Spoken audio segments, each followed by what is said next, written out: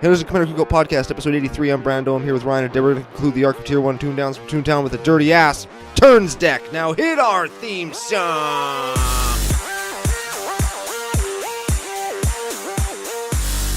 Hey Ryan, we're back for yet another whirlwind adventure.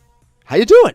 Good. What's going down? A whole ton is going down. We've reached the end of another arc, and I guess that will also conclude another giveaway, which we'll talk about later. We're going to do an Azorius list. Yeah, hold on a second. Two things. Your intro, you sounded so enthused. Hit our theme song.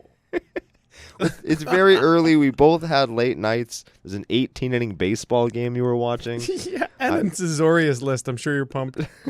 I was driving a wrestling ring around all night. It was a nightmare.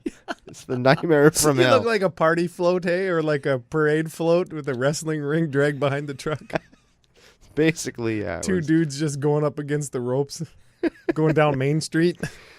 It was a nightmare. But we're here, and we're happy to be here. Yes, and concluding the arc of Tier 1 Toondowns from Toontown, you, after 5 weeks, can say it on the fly pretty good. Yeah, I'm not too bad. That's not the part that I screw up the most in the intros. Yeah, you forget to say our names, you forget to turn the mics on, you forget to, I don't know. Yeah, it's been a struggle. It's a struggle. It's real. It's okay, though. Yeah, well, we got plans for the next arc. We're going to tease that just for one hot second. There it is. Yeah, that's basically it. Yeah, I like it. And before that, though, bonus episode. Yeah, we're going to record it right after we record this episode, and then we're going to release it on, I think, Wednesday. Yes. So I'm going to do my best to have it all edited and scrubbed nice and clean and shiny so that we can release it on Wednesday, the day after this episode hits the, is it the air? Is it the podcasto space? The internet at large?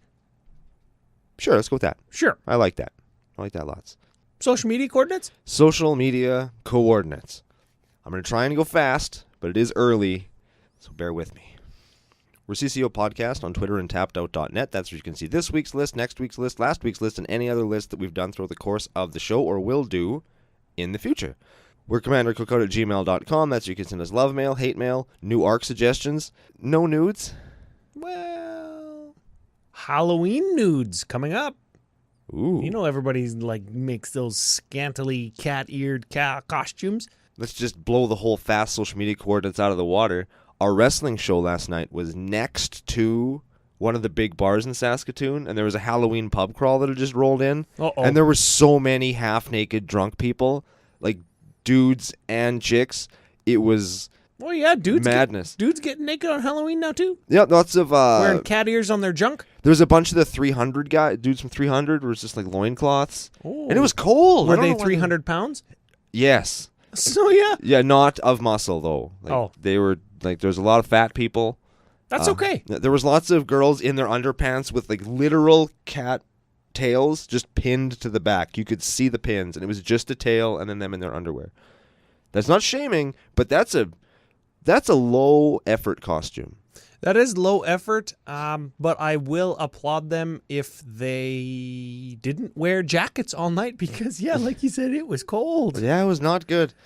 But, hey, man, I mean, whatever floats your boat. Gotta love Halloween when you're, like, in college, right? Yeah, I guess. Yeah. I suppose. We're old and crotchety now. Yeah. My back hurts. My back hurts, too. My back actually hurts. I, fell asleep on the couch watching that big-ass, long 18-inning baseball game. My back hurts. Anyways, social media coordinates, Halloween nudes. We are also Commander Cookout on iTunes, Google Play, Google Machine, YouTube, Facebook, Patreon, edhrec.com, Podomatic, where we maintain a stranglehold on the top 1 or 2 spots, so keep checking in with us there. Help us maintain that excellent positioning that we enjoy so much. You can also find us on flipsidegaming.com, where you can use promo code CCOFU to get 10% off your entire order store-wide, or our generous partners for this arc's giveaway, mtgonslaught.com, where you can use the same promo code CCOFU to get 15% off your entire order site-wide, and that includes things like playmat bags, sweet tokens, life counters, and all the other kind of stuff that you need to pimp your game outside the game. Ooh. And, of course, there is always the official home of Commander Cookout Podcast on the entire internet, commandercookout.com. Less fast, but accurate. Yeah, I don't think I missed anything that time, so that's handy. And new articles getting loaded into commandercookout.com all the time. They're working on stuff lots. Speaking of working on stuff, YouTube content coming out. Yes, that should be released in the next, I don't want to put you under a time constraint, next week or so, do you think? Very much so, yeah. We've got some stuff in the bag. We are in the post-production. Good word. Yeah, we're like professional wording things now. What the hell has happened to us? I don't know. Let's go back to opposite town. Right. So we'll let you guys know on our social media and stuff when those things are available for viewing. And if you want to check those out, we would really appreciate it. And we'd like to send an extra special shout out to everybody who has kind of supported us as our channel and show has grown to give us the opportunity to do these things. We really enjoy it, and I hope you will too. So thank you very much. Sort of getting into it, you are building a new thing. Oh my God, I can't believe I'm about to say this. Uh-oh. I can't believe I'm about to say this. No. Obligatory mention, the last time I built a new thing, it was a stack. Oh, there it is. We all know how that worked out. So I've decided to dial it back on the dirtbag factor as a whole. Like 87 notches? Yeah, and now I just feel bad that I'm building a mono white deck. Couple things on that. Let's start with the negatives and then move to the positives. Okay. First thing, you hate white. Oh, yeah. What gives? It's the worst. Oh, yeah, that's the second thing I was going to say. Oh, wait, what do you mean? Why are you building a mono white list? Because I don't have a mono white list, and I don't really know what, maybe my feelings about white have changed. Maybe I don't hate it as much. I just want to try a new thing, and I'm going to build this mono white deck, and it's not going to be some jank theme deck. It's going to be a deck built with things that I have, and I think I kind of based my building stratagem around a conversation that you and I had, we'll just say a few days ago, just because. Yeah, radio talk a few days ago. And where we were talking about maybe our meta has kind of entered into a different phase, a more, I don't want to say competitive phase, but a more like a different kind of phase than we're usually playing. Yeah, I remember talking about this, how it all ebbs and flows, and right now we're really stuck in a lot of grindy decks, lots of long games, lots of interactions on the field, and I think you're shaking it up. Yep, and I'm going to try and come into that with a mono white deck and just blow everybody out of the water. So like 87 Wrath dot deck. Yes. What are you, Jesse? Oh, you're going to wish I was Jesse. You're going to wish I only played as many Wraths as Jesse played. Right? I mean, real talk. This is a real thing. In my binders, when I went to build this deck, I own nothing but giant white bombs, incidental white things that I've picked up over the course of collecting Magic cards, and Wraths. That's all I have. Because I don't play white, and the only time I splash white is for Wraths. To pair it with other things. Yeah, but now that all I have is white, it's just Wraths. If it says destroy all creatures on it, I probably have one, and it might have found its way into this deck. Very excellent. It's going to be a shit show. You know what I like? This is thing 3. Okay, thing 1, white sucks. Or yes, it does. You hate white. Thing 2, white sucks. Sure does. Thing 3, I'm happy that whatever it is, you and I, our dialogue on Magic and how extensive it's been over the last year and a half or 2 years, the podcast, CCO Nation helping or inspiring or encouraging, whatever it is, if that makes people in my playgroup build new decks, that's like my favorite thing. I love deck building, and we build a lot of decks. Yeah, we do.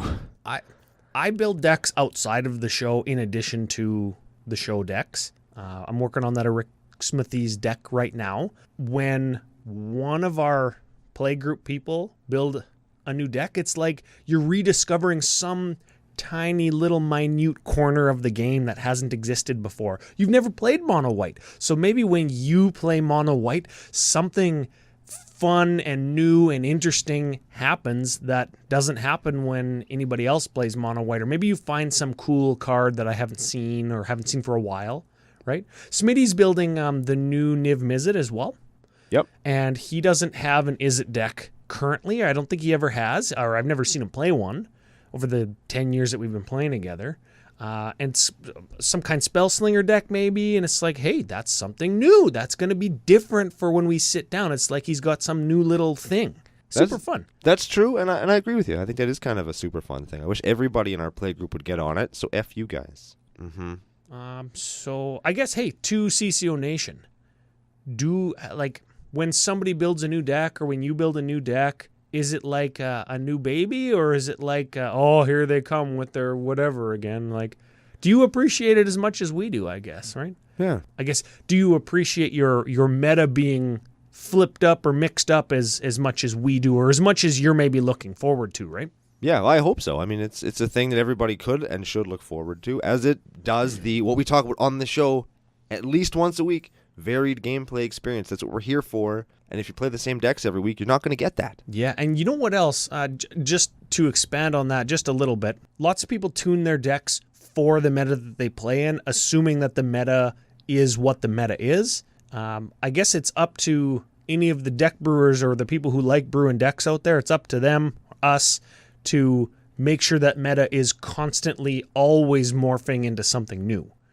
So everybody kind of gets a turn playing in the meta that they like. You don't like the super grindy meta that we're playing in right now, so you're taking it on your own shoulders to play something that is aimed at changing it up. Yes. Very good. I think that the list that we're talking about today could maybe do that. Yeah, it could. You sound enthralled. I'm getting the look. If this is our YouTube channel, you guys would see the look. Hey, that's a thing. I could give you the look now, and everybody would be like, oh, shit. Something's about to go down. This deck is really cool. Looking through it before the show and kind of going over what it does and stuff, I actually do kind of dig it. It's just, it feels so dirty to me. It does, but remember, expanding out of your comfort zone or looking at the horizon and seeing what else is out there, maybe this is the kind of thing that you end up liking. Maybe. Well, no, I usually rage at decks like this. I usually rage at them. Let's give the commander a read here. Okay, we're doing Taigam Ojutai Master. He is a human monk, 3/4 for white, blue, 2. Instance, sorcery, and dragon spells? You control can't be countered by spells or abilities. Cool. So all your white and blue dragons are going to just get in there. Yes. There's so many of those.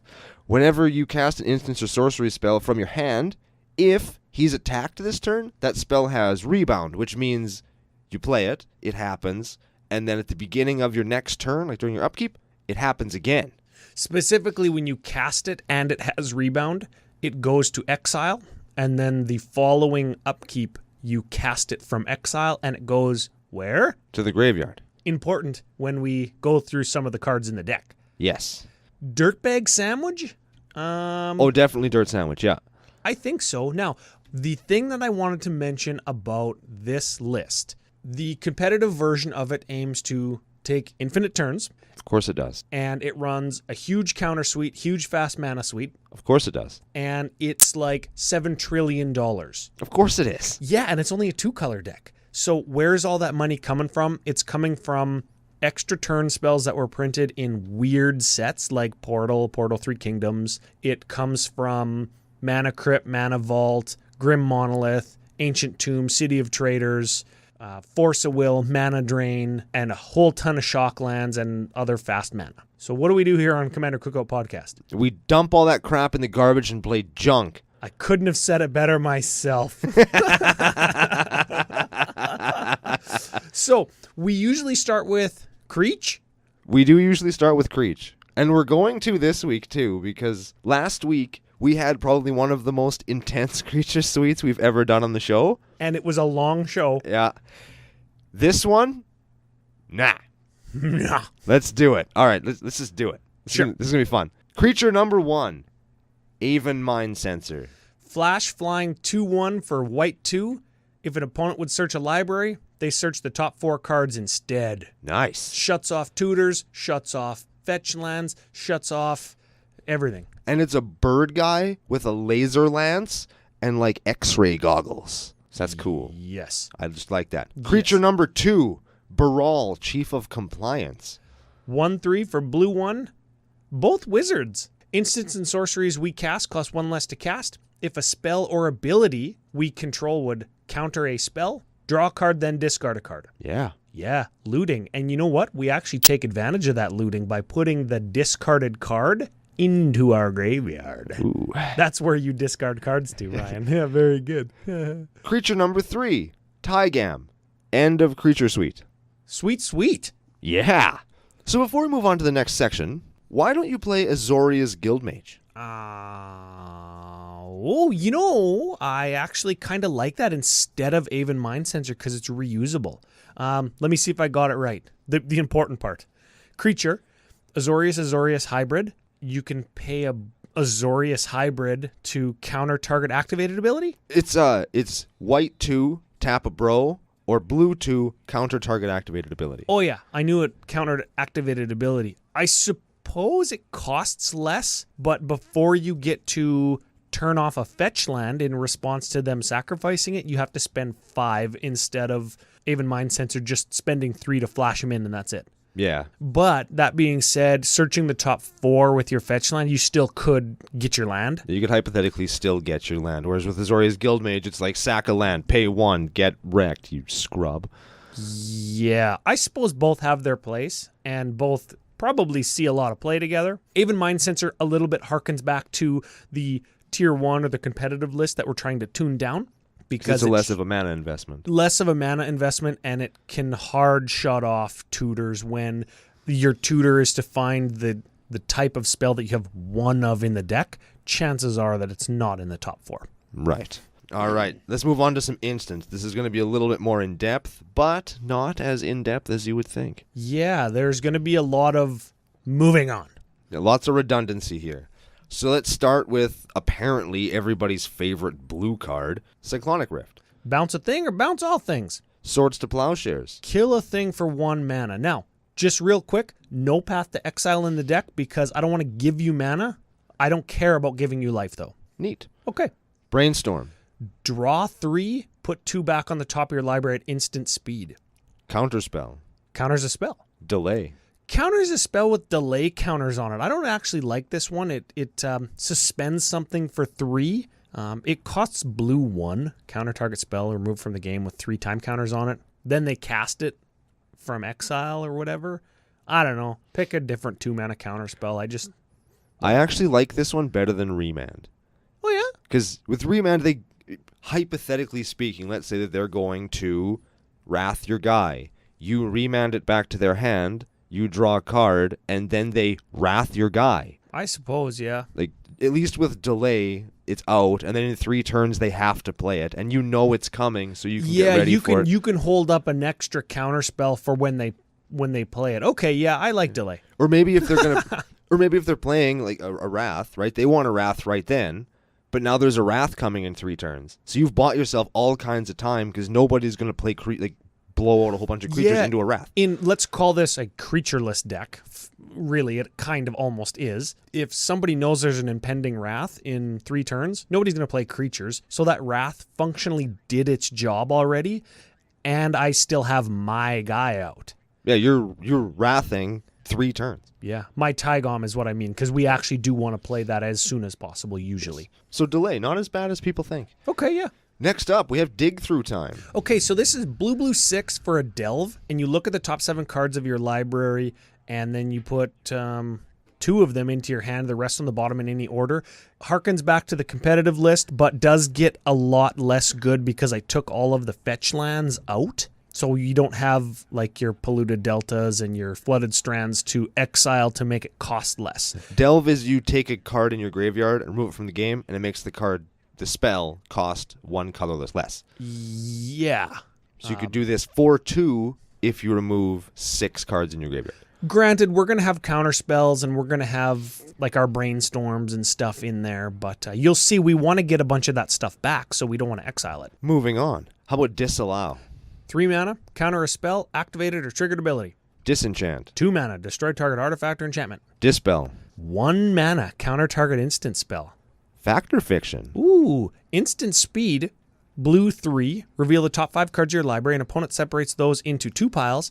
Put 1 pile into your hand, the other into your graveyard. So great for your dig through time. And we're playing Treasure Cruise too, also another delve draw 3 spell, but also good for our graveyard getter backers. We're going to talk about those in a minute. And on this card, is that Hannah and Squee? It is. Just looking through plans, looking for stuff. One of your favorite characters and one of my favorite characters. Neat. And who's the artist there? Tyrese Nielsen. Tyrese Nielsen. Love that guy. Yeah. Next up, we have Forbid. Forbid. Blue 1. Counter a spell.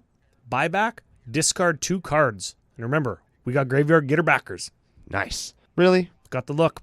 Force of Will. So excellent. I just got a shiver. Makes me feel so dirty. Exile a blue card from your hand. Pay a life. Counter target spell for free. Oh, For free. worst. So good. Okay, how about Force Spike? Oh yeah. Opposite direction of Force of Will. Blue. Counter target spell unless its controller pays 1. Ugh. It sounds not very good, but you can catch people with that in EDH. It's dirtier than Force of Will, Yeah, actually, like- because you catch people in EDH tapping out. Because Force of Will's like, okay, you got me, you forced me, whatever. You get Force Spike, that's your fault. Yeah, I definitely forced you. All right, next up, we have Frantic Search. Oh, instant speed. Draw 2, then discard 2. Remember, graveyard getter backers. Then untap 3 lands. That's for 3 mana. That's a good one. Yeah, so excellent. How about Impulse? That's a look at the top 4, put 1 into your hand, the rest on the bottom for 2 mana. Mana Leak. Ooh, this one especially in there for FU, Smitty. FU Smitty. Counter a spell unless its controller pays 3, but it only costs blue 1. Next up, this is my favorite cycle of cards, I think, in Magic. The color shifted cards. The color shifted cards, and this one is Mana Tithe. Yes, exactly like Force Spike, except for white. Did I ever tell the Force Spikes or the Mana Tithe story? No, but I think that it makes you feel dirtier than Force Spike because it's white. Yeah, you leave your Swords to Plowshares mana up, and they think that they can just get their card in, and then they're like, tap out, cast my thing. You're like, yeah, Mana Tithe. Oh, What kind of white deck is this? yeah, that's the funniest thing that ever happened to you. All right, next up, we have Mental Misstep. Counter target spell with converted mana cost 1, and it's for Phyrexian blue. Kind of weird. I don't know if it's super relevant in a tuned down list. It might be a cut. Yeah, I think you could probably cut that one. In a tuned down casual meta. Like, I don't think It is a free counter spell for something like an opponent's Path to Exile or Swords to Plowshares. But I think that's what you get 90% of the time with it. Probably, yeah. Next up, we have Misdirection. That's another free one. You exile a blue card to change the target of a spell. Or it costs blue 3 if you want. Neat. How about Mystic Confluence? Blue 3 again. You choose 3. And the 3 things that you could pick more than once of are counter target spell unless the controller pays 3. Mana Leak. Return target creature to its owner's hand. Unsummon. Draw a card. Draw a card. Yes, so for 5 mana, you can do any of those things 3 times. That's neat. Yeah, draw 3 for 5 at instant speed. That's fine. Counter target spell unless they pay 9 or 6 or 3. Like, it's going to get whatever you want to counter with it. And it's going to do other stuff. That's an awesome card. That's a really cool card. I like that lots. How about Negate? Counter a creature spell for 2 mana. Opt. Scry 1, draw a card. Pact of Negation. Free counter spell, but you lose the game next turn if you don't pay 5. Don't care because we're going to win the game next turn. Right. Predict. Ooh, here's a spicy little nugget originally from Odyssey. Blue 1, choose a card name, then target player puts the top card of their library into the graveyard. If that card has the chosen name, you draw 2 cards. Otherwise, draw 1 card. So we got Brainstorm, we've got Opt, we've got Scry things. We're playing Ponder, Preordain. We're playing all those things that let us... We're playing Sensei's Divining Top that let us mess with the top card of our library. If we need to draw 2, we just do like Opt or Brainstorm, then we do Predict. So we see like 700 cards deep, and then we draw 2 more cards. Neat. And you're also putting the top card of your library into your graveyard. So if you're rebounding a graveyard getter backer for free from Taigam, you just get to pick what card you get for free back into your hand anyways. Okay. So good. All right, how about Scatter to the Winds? Okay, this one is a call out for F.U. Smitty. This is a 3-mana counterspell that is not cancel. Yep, that it is. Blue 1, counter target spell. Seems pretty cancel-y so far. That is what cancel does. Yes. Now, this also has Awaken 3. So Awaken, you pay the Awaken cost, which is playing the spell for blue 4. Yeah. You cast it, but then you also put 3 +1/+1 counters on a land that you control. And it's just a creature now. So if we're taking a bunch of extra combat phases or turns or attacks or whatever with Taigam triggers, now we have a land that can attack somebody else, in addition to whoever Taigam's attacking. Next up, we have Spell Pierce. 1 mana, counter a spell unless the controller pays 2. Swan Song. Counter enchantment, instant, or sorcery, they get a bird for 1 mana. Winds of Rebuke. This is our first graveyard getter backer, I think. Blue 1, return target non-land permanent to its owner's hand. Each player puts the top 2 cards of his or her library into his or her graveyard. That is not a graveyard getter backer. That's a graveyard filler-upper. Yeah, I like that. You're right. It also gets us something back. So those are the instants. Lots of counter magic, lots of card draw. Let's just continue that trend. Into the sorceries. Yes. First up, we have Call to Mind. Now, this is our first graveyard getter backer. Can we say that when we say that, what we mean is, relatively speaking, 3 mana, return an instant or sorcery card from your graveyard to your hand? That is exactly what that does. Okay. Chart the Course. Draw 2 cards, then discard a card unless you've attacked with a creature this turn. Remember, we're attacking with Taigam so we can get rebound on our spells. Deja Vu. Ooh, so excellent. This is the Portal Call to Mind. The Portal graveyard getter backer. Fragmentize. I love this card. Underplayed criminally, I think. Destroy target artifact or enchantment with converted mana cost 4 or less. Straight up just for white. Why don't you just play Disenchant? It's white 1, but it does the same thing at instant speed. Because this one costs white. But it is a sorcery. Maybe it's not criminally underplayed. Yeah, it's sorcery. It's fine, though. Like, it gets its job done for white. That's the point. Next up, we have Git Probe. Phyrexian Blue. Look at target player's hand. See if you want to counter anything. And then draw a card. Merchant Scroll. That is our 1 tutor. Blue 1, search for a blue instant or sorcery. Put it into your hand. Just instant. Oh. I'm okay with that. Next up, we have Not Forgotten. Graveyard getter backer. But you get a 1/1 white spirit with flying.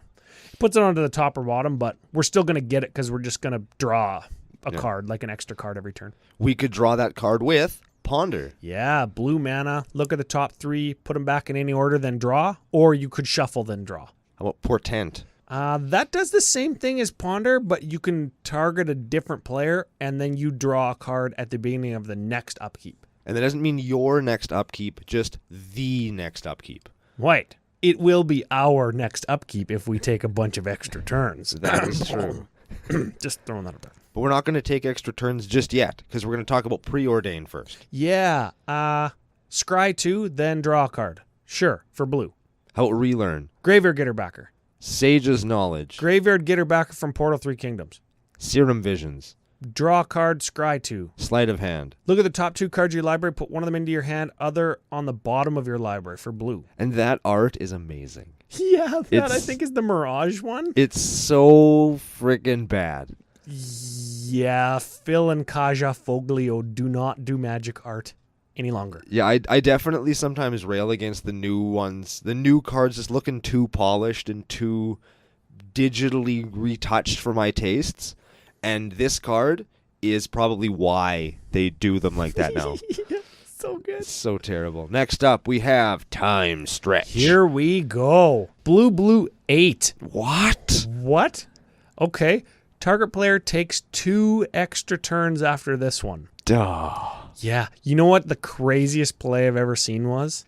Remember that Time Stretch says target player? I've seen a wild Ricochet cast on a Time Stretch. Me too. So yeah, I'll change the target to me, and I'll copy it, and I'll target me. So I take 4 extra turns. What the hell? It's like, thanks, blue player. This is why you need free counter spells. So if somebody wild ricochets your 10 mana spell, and you have no more mana because you spent 10. Next up, we have Time Warp. target player takes an extra turn for blue 3. Treasure Cruise. Aforementioned, it's delve and draw 3, so it's blue 7, but really it's just blue. Yeah. It's kind of like Ancestral, but it's fair. Yeah. Now you only have... No, it's exactly Ancestral, and it's not fair. It's so good. You have to exile your whole graveyard. It's a thing. Don't care. We care in this deck. You just talked about 17. We have more graveyard getter backers than we have take extra turns. Oh, yeah. Well, we have Rebound. Hey, you know what gets really good? Treasure Cruise when you rebound it. Yeah. We'll just spend 0 mana on it, and it's better than everything. For the record, graveyard getter backers, we do have 6 of them. And extra turn spells, we have 2.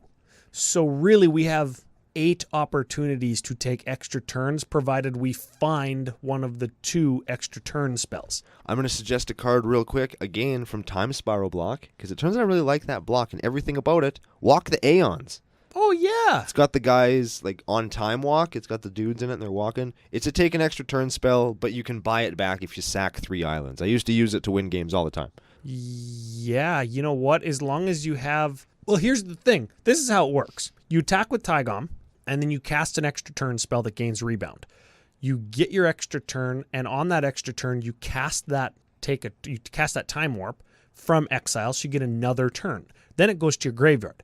You use one of your 6 graveyard getter backers after you've attacked to get that Time Warp back into your hand. And then the getter backer goes to exile. You cast the Time Warp to take an extra turn, and it gains Rebound. And then you cast your graveyard getter backer to get your Brainstorm or your Portent, your Preordained backer or whatever. And then you cast your Time Warp, and then you cast your other getter backer because you found it with that Brainstorm you got back, right? So you just cycle your graveyard getter backers and your Time Warp effects in and out of exile and your graveyard to take as many turns as you need.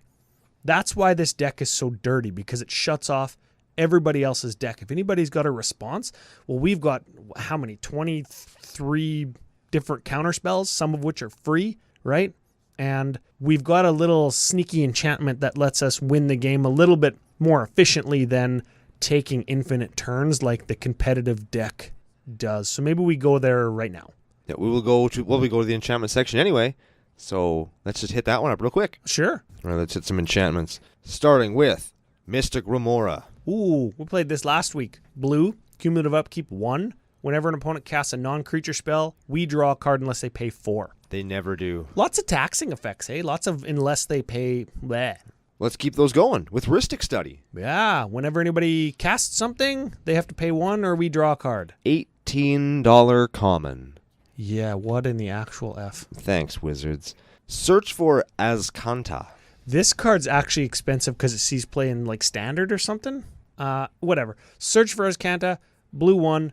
At the beginning of your upkeep, look at the top card of your library. You may put it into your graveyard, which is an okay place for some of our sorceries. Then, if you have 7 or more cards in your graveyard, it flips into Azcanta the Sunken Ruin. Give it a read. You had to pull it up. Azcanta the Sunken Ruin, you can tap it for a blue. It's a land, legendary land. Taps for a blue, or blue 2 tap. Look at the top 4 cards of your library. You may reveal a non-creature, non-land card from among them and put it into your hand. Put the rest on the bottom of your library in any order. That's impulse. Yeah. That is impulse for, let's call it 4. It's blue 2 and then tapping Azcanta. So shitty impulse. I don't mind it though, because we need to find those extra turn spells. Yeah, you do. Now we could cut them and like play like the $85 ones, but yeah. You know what else you could find? You know what else you could find with your Azcanta the Sunken Ruins? What is it? You could find Righteous Authority. Oh my lord. What is this piece of crap? I didn't know this card was reprinted in C18. But this piece of crap, as you say, is blue, white, 3, enchantment aura, enchant creature. So we're going to enchant Taigam probably, right? Probably. Okay. Enchanted creature gets +1/+1 for each card in its controller's hand. Ooh. Yeah. So we're always going to have a full grip of cards with our 87 Brainstorm effects. Okay. At the beginning of the draw step of Enchanted Creature's controller, that player draws an additional card. So it digs us, it buffs our guy, and it lets us, I don't know, how big is Taigam? How many cards do we have in our hand? 7? Should be like a 10, 11. That sounds okay. I mean, if we attack when we have 8 or 9 cards in our hand before we go to discard or cast anything, because we always attack before we play anything, so our stuff gets rebound. 2-shot commander damage. 2-pump chump. That's less than terrible. That's not the worst. You only have to take 1 extra turn that way. Yeah, and you know what? Originally that card was an Eldrazi conscription, but I thought, holy geez, 2 10-mana spells in the same deck with like very little ramp. Not as good. That's bad news. Yeah, this one only costs white, blue 3, so... Plus it goes back to, playing junk, as you say. All right, let's check into some artifacts. These are pretty standard. There's a couple of spicy nuggets, though, so we'll get to those. Yeah, we're going to fly through the normals and spend some time on the spicies. Okay, here we go. First one, Sol Ring. Second one, Azorius Signet. Third one, Mind Stone. Fourth one, Felwar Stone. Sapphire Medallion. Then Talisman of Progress. Have we ever played that one before? No, let's talk about that one a little bit. Okay, 2 mana, taps for a colorless, which is great, but it can tap for a blue or a white, and it deals 1 damage to you. So it's like a pain talisman. Okay, now we can talk about some of the less common ones. Prismatic Lens. We've never actually played that one either. And that is 2 mana, taps for colorless, just like your talisman, but also 1 and tap and gives you 1 of any color. So it kind of filters. It's neat. And it doesn't kind of filter. It does filter. Yes, it does. Okay, let's talk about... Some of these aren't necessarily super spicy, but they're ones that warrant a little bit more attention. We have a Whisper Silk Cloak. Definitely... If you're not aiming to attach anything to your Taigam, it gives it Shroud, so it can't be targeted, and then it gives it unblockable, or can't be blocked. Yeah, it's very good. I think they call that unblockable now. I think they do. So if you're going to go the extra turns route and take 10 turns in a row and just kill somebody with commander damage over 10 turns, that's how you do it. Yep. We have Sensei's Divining Top. We talked about it earlier. Yep. It's an artifact for 1. Look, then you can tap 1, look at the top 3 cards of your library, put them back in any order, or tap, draw a card, then put Sensei's Divining Top on top of its owner's library. It lets you draw cards. It lets you predict more profitably. It does lots of good stuff. How about Grafdigger's Cage? Creatures can't enter the battlefields from graveyards, and players can't cast spells from graveyards. So it shuts off your Snapcasters, your Flashbackers, and your reanimation strategies. How's about Cursed Totem? Ooh, okay. So this is a 2-mana ditty, I think originally from Tempest, and then again in 6th, something like that. Players can't activate abilities of creatures. Yeah. Wouldn't go good with the Azorius Guildmage we talked about earlier. Oh, yeah, okay. Grafdigger's Cage and Cursed Totem both go in like the CEDH lists because you're going to shut off commanders with good abilities. You're going to shut off any reanimation shenaniganery, anything that plays like Razaketh that tries to reanimate them as soon as possible. It's going to stop that. Okay, we'll just take a couple of minutes to check out some of the land. As we talked about before, we took all the fetch lands and all that kind of expensive stuff out. So your basic 2-colored mana base. Yeah, you're definitely playing the long game here because we're not playing a huge tutor package to find our turn spells. So you're going to have time to play your lands. Your Halimar Depths coming into play tap to dig you 3 deep. That's okay, right? There's a Memorial to Genius from Dominaria. Enters the battlefield tapped. You go white, 4, tap, sack it, draw 2 cards. It's all right. Late game, I mean, it's 2 more cards deep, right? And CCO staple, we love this card, Rogue's Passage. 4, tap it, target creature can't be blocked this turn. Like that one. So if you're casting extra turn spells for free, I bet you have 4 mana to sink into this so somebody can't block. Bet you can. Yeah. It's a thing, yeah. Okay. Oh, last one there, Temple of Enlightenment. It's a dual land that lets you scry. You could also play New Benalia from Time Spiral or whatever. That's a white scry land. That's okay. It kind of goes along with your Halimar Depths, which is sort of like a blue scry land, sort of. Yeah.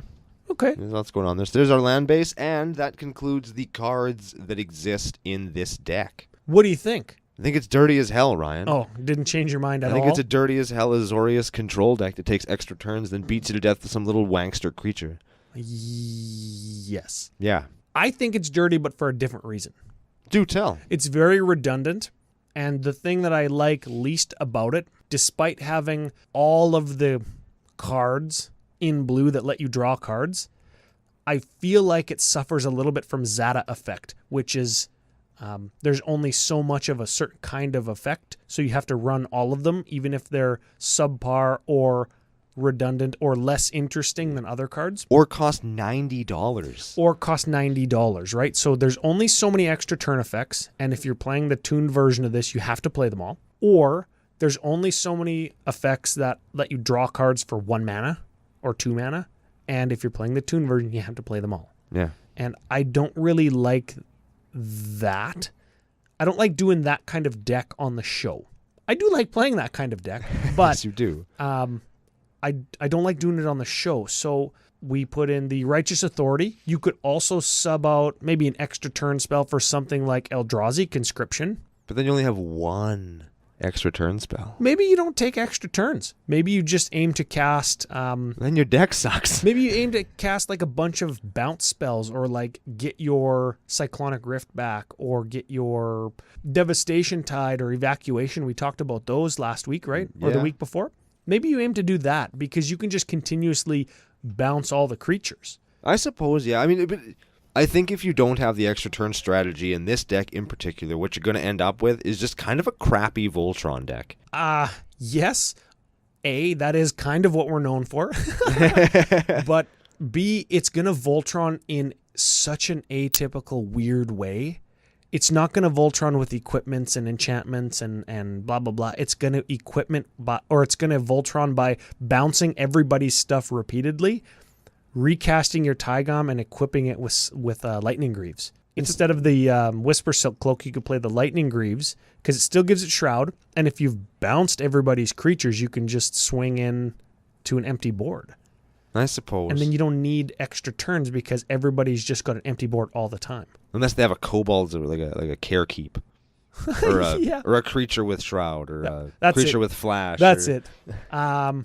Play Armageddon. There you go, yeah. But- Destroy all the land. But then we're back to Dirtbag City. Yeah, right? Yeah, We so- haven't saved ourselves any dirtbagginess. I don't know. Do you want to go to strengths and weaknesses? We kind of already covered it, but let's do it real quick. Sure. Very controlling. Is it a strength or a weakness? It's a strength. Yeah, It's a strength. it's a strength. Plays the long game. So Also a strength. I know that that's not always your thing as the aggro player, but if you're looking to eke out that incremental advantage that we've been kind of talking about over the last couple weeks off the show, this will do it. Yeah. Now, this is what irks me about the blue players who think they're so much better than everybody else. This is the kind of deck that rewards patience and very accurate threat assessment. Yeah. Well, I mean, that doesn't make you a bad Magic player. It just makes you a bad person. It doesn't even make you a bad person. You know Makes what? you an asshole when you tell people that you're smarter than them because you play blue. Stop doing that. Yeah. Just quit it. I like this one. Rewards politicking and getting your opponents to do the heavy lifting for you. Get them to do all the work, and you just sit back, and if it affects my Taigam, I'll counter it. Yeah. You attack you. Don't attack me. Of course, it also falls into that you only get to do that once. Because once people figure out that you're playing 23 counter spells, eventually you're just going to get beat to death by a Vexing Shusher.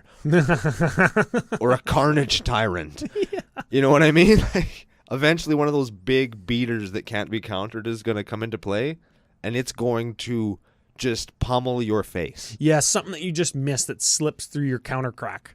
Like, Right. Things do that. Like I say, Vexing Shusher, it makes spells uncounterable. What do you do with that? Yeah. There's not much in the way of wraths. There's only one real spot removal spell, so like it's And then not a whole ton of sweepers, right? We're only playing Rift.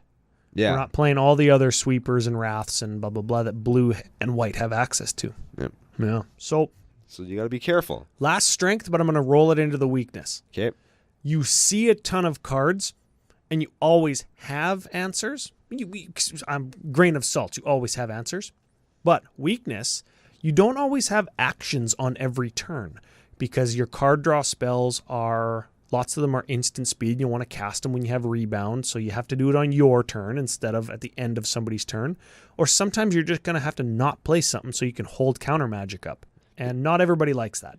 I think that this is another deck where we talk about the aggro effect all the time, where you kind of run out of gas. Decks like this, I think, run into the control problem, which is when you're playing, especially in a bigger game, yeah, you can counter the most threatening thing, but it's really hard to assess what the most threatening thing is, unless it's like if you're playing this deck and I'm playing Omnath, obviously you counter Omnath because Omnath makes me win. But let's say I play a doubling season to optimize my Omnath. Do you counter that, or do you try and stop Evan from playing his Mazarek? Or do you know what I mean? That's you only right, get to, some turns you only get to counter one thing, and once you've countered the first guy's thing, now you have 3 players, all of whom want you dead, who know that they can play whatever they want, and you probably can't do anything about it. That's why the blue player's better than you, because they know what to counter because they're better. I want to jump out the window. Yeah. You know what? You actually touched on my other weaknesses. You are that guy at the table who responses, right? Duh. You're that guy. And the other weakness is this version of the list probably can't fight through multiple combo decks or multiple chain lots of effects together like Mazarek or like Omnath hitting, their Splendid Reclamation.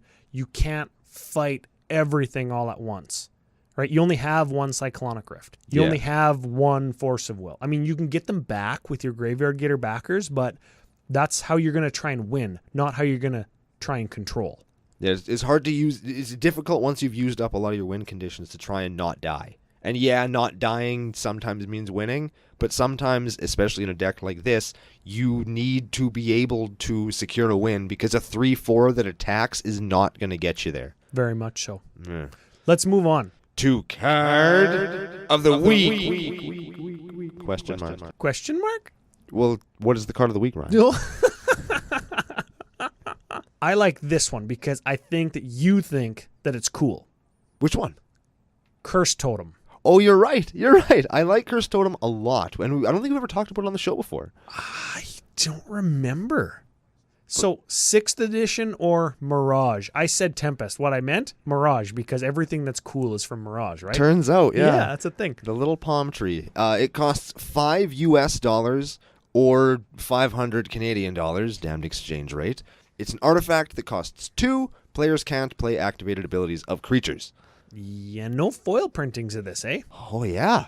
Dank. If only we knew somebody who could still pimp cards like this, possibly by painting over the border. Oh. I don't know anybody like that, but Never heard of them. yeah. So that's kind of a neat one. I dig that. Getting back to the deck, Curse Totem, $5. Lots of $5 cards in this deck. Turns out this whole deck, as it is on tapped out right now, $339. And that does not include Capture of Zhangji, whatever, from Portal 3 Kingdoms. It's like $7,000. Yeah, like if you wanted to just increase the value of this deck by hundreds of percents, look at the CDH list. Yeah, doesn't include Temporal Manipulation, the Portal Time Warp. Does not include Nexus of Fate, the instant speed take an extra turn 1 that goes back into your library so you can't get it back, but you can sure draw it again. Yeah.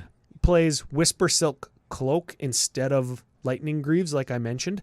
Doesn't play Snapcaster Mage to get something back from your graveyard, right? So doesn't play Fetch Lands. It doesn't play instant speed Snapcaster Mage, whatever the hell that spell is called from New Ravnica. It's like blue 1, surveil, play a... Yeah. That lets you time stretch on turn 2. Neat. It's pretty cool. I like that card. I like that now that you said that.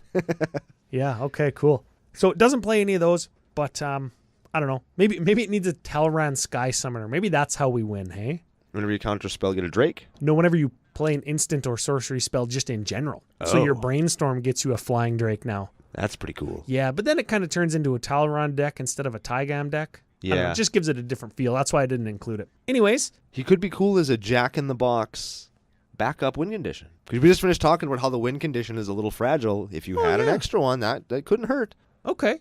Yeah, I like that. Okay, goes along with your, how many? 22 card draw spells? Holy Jesus. Okay, 243 lists on edhrec.com. Puts him at, what is it, the 14th, I believe, most popular Azorius commander, stuck in between Temet Vizier of Nakimum and Isperia Supreme Judge. I don't know what either of those cards do, honestly, and because they're Azorius, I kind of don't care. But I'm sure that they are at least as good or slightly more interesting than Taigam, just based on where they sit in the list. Yeah, just continuing on the, I guess the spice calculator stats. Critical turn 5. That's kind of when you cast your first extra turn spell, if that's how you're going to win. Or that's how you cast, or when you cast your righteous authority or whatever it's called. They're both 5 drops, and they both do what you need them to do. Yes. To execute your strategy. Yeah, they set up your win condition. Thus, if you continue along unmolested, you'll win the game. Very much so. 4-player games only. You can't fight through additional. Absolutely not. No. There's no way that this deck is going to win in a 6-player game. It will not happen. 1 tutor, which the spice calculator is fine with. Should be Mystical Tutor instead of Merchant Scroll. Oh, yeah, because A, instant speed, but B, lets you find an instant or sorcery. Yeah, it goes to the top of your library, but you can get your instant or your extra turn spell. You can get your Graveyard Getter Backer spells, all of which in this deck are sorceries. Yeah, I forgot that Merchant Scroll only gets you instants. So here's the thing that we run into, though. Uniqueness rating. This is the Zada effect we're talking about. Cards different than the stock list on edhrec.com. Only 21 cards different in our list. Ooh. Yeah, so you punch it all into the spice calculator. Even with 1 tutor, we only get a spiciness of 38. Oh. Not good. Yeah, not very good. Not good, and that's even me cutting extra turn spells and trying to play like weird stuff. And you can't do it. That's why Mana Tithe is in there. Not just for the lols and the trolls, but to try and get it to be more spicy. And that's why Righteous Authority's in there. That's why I want to maybe put weird stuff in there. You know what I mean? Like Talrand or whatever. We talked about this last week. I just thought of this. Could you turn this into kind of a tempo list by playing things like Tempest of Light or Patricia's Scorn, things that blow up all enchantments or artifacts, and then flash them back on the next turn to make your opponents not like rebuild their stuff? Like you ruin the Duretti player's whole life and then give him a turn that he can't rebuild because he knows he's going to get Tempested again. Like, would that be a thing? Would that be a strategy you could take in a deck like this? I think very much you could. Just like, what do we say, delay? Yeah. Delay lets you know what's coming, so you play around it. And usually that means not overextending into the wrath that's delayed. Yeah, which means not even maybe sometimes extending into a better position on the board to try and win the game. I think Tempest of Light destroys all enchantments. Yeah. Like maybe that would be less relevant than, you know, a Wrath of God, but it could be a thing. Yeah. I think there's something to be said here about giving Taigam Shroud and also giving him indestructibility. Yeah, or a way so to you blink can jam or blink him. Yeah, so you can jam your own wraths. Right? As long as your wrath has rebound and then you can blink while it's on the stack. Yeah. It's like you swing, wrath bound, blow everybody up, he comes back, swing again, wrath again, like you can just kind of... Yeah, so there is definitely room. The reason I wanted to stick with Taigam turns is because that is the competitive list. Yeah, and you can do it for like not $2,000. Yeah, and that's what we're doing in this. That's what the arc is about. So here we are. Final thing. Before the final thing. Whoa. The final thought of the day, that is. We've got the milk list. The milk list. Everybody loves the milk list. Yeah, so as per edhrec.com, the most popular cards by converted mana cost in the color combination that we're talking about today. Blue, white, or as the kids say, Assholius. Yes. At the 0-drop slot, Pact of Negation. We are playing that. Yes, we are. I have a feeling that we're going to be playing lots of these. Me too. Soul Ring. Yes. Mm-hmm. Rift. Yes. Ooh, Detention Sphere. No. Not. Ooh, okay. Supreme Verdict. No. Venser the Sojourner. No. Sun Titan. No. Angel of Serenity. No. At 8, Dig Through Time. Yes. Yes, we are. I own a Shield of Emeria at 9. Nope. Omniscience at 10. No. Temporal Trespass at 11. We could play that one. That is an extra turn taker with Delve. We're not playing it. No. Blightsteel Colossus. Nope. Emrakul the Promised End. Nope. Dinkmouth Infusion. One day. One day. One day we're going to count that. You know, here's the thing. I actually own a Dinkmouth Infusion now. I know that. I got it in a small collection I bought. And now I want to burn it. And we're still not playing it. The whole collection I want to burn.